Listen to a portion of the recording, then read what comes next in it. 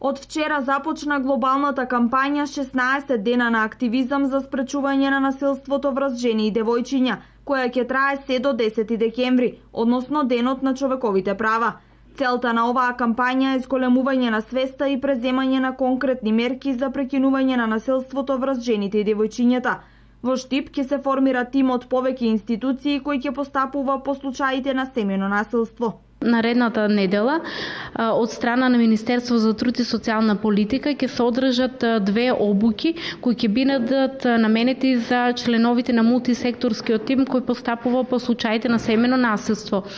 Мултисекторскиот тим за семејно насилство го сочинуваат представници од здравството, од Агенцијата за вработување, од Центарот за социјална работа, од образовните институции, представници од општината, од Основниот суд, адвокат, здруженија кои што работат на полето на семејното насилство. Во глобалната кампања се вклучува и невладината ЕХО, која континуирано работи против семејното насилство. Оваа година во рамки на кампањата Обои го светот портокалово стави точка. Здруженијето ЕХО заедно со Зонта клубот од Скопје ќе организира 2 настани во сабота на 28 ноември со почеток во 10 часот во хотелот Изгрев, работилница за жените, а потоа следниот ден со почеток во 12 часот на плоштадот Штип ќе направиме портокалова зона заедно со женскиот портокалов автобус.